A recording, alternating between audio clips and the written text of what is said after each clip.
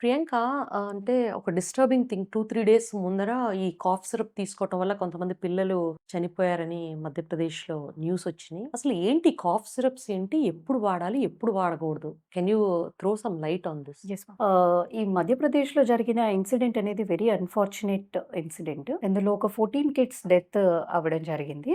ఒక contaminated cough syrups use చేయడం వల్ల, ఒక particular brand cough syrups use చేయడం వల్ల, కఫ్ సిరప్‌లో ఉండే కాన్స్టిట్యూయెంట్స్ వల్ల ఏం ప్రాబ్లమ్ అవ్వలేదు. బట్ ఏదైతే కంటామినెంట్ దాంట్లో industrial toxic contaminant diethylene glycol అనేది ఉందో, దానివల్ల which is very harmful to the babies అన్నట్లు. Infants, babies. పీడియాట్రిక్ ఏజ్ గ్రూప్‌లో ఆ టాక్సిక్ సబ్స్టెన్స్ వల్ల కిడ్నీస్ మీద ఎఫెక్ట్ ఎక్కువ పడడం వల్ల బేబీస్ డెత్ అనేది అవ్వడం జరిగింది. Coming to the cough syrups. So అసలు కఫ్ ఎందుకొస్తుంది అనేది మనం రియలైజ్ అవ్వగలిగితే, దానికి కఫ్ సిరప్స్ వాడాలా లేదా అనేది మనకు క్లారిటీ వస్తుంది. కఫ్ అనేది ఒక నేచర్ యొక్క బాడీ ప్రొటెక్టివ్ మెకానిజం. దుమ్ము, ధూళి కానీ, ఏదన్నా ఇన్ఫెక్షియస్ పార్టికల్స్ కానీ లోపలికి వెళ్ళినప్పుడు ఎయిర్‌వేలోకి as a protective mechanism body tries to throw it out in the form of cough లాగా కానీ, తుమ్మడం, దగ్గడం ద్వారాగా ఆ ఇన్ఫెక్షియస్ పార్టికల్స్ కానీ, ఆ దుమ్ము, ధూళి ఇవన్నీ బయటికి రావడానికి ప్రొటెక్టివ్ మెకానిజం.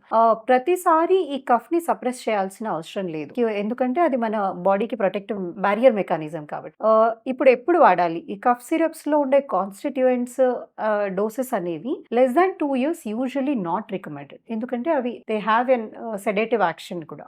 అండ్ ఎప్పుడైతే అవసరం ఉంది అంటే, మీ బేబీస్‌కి కఫ్ సిరప్ ఇవ్వాల్సిన అవసరం ఉందా లేదా అనేది మీ ఫ్యామిలీ పీడియాట్రిషియన్‌ని కలిసి బేబీని ఒకసారి ఎగ్జామిన్ చేసిన తర్వాత అండర్ ప్రిస్క్రిప్షన్ తీసుకోవడం అనేది సేఫ్.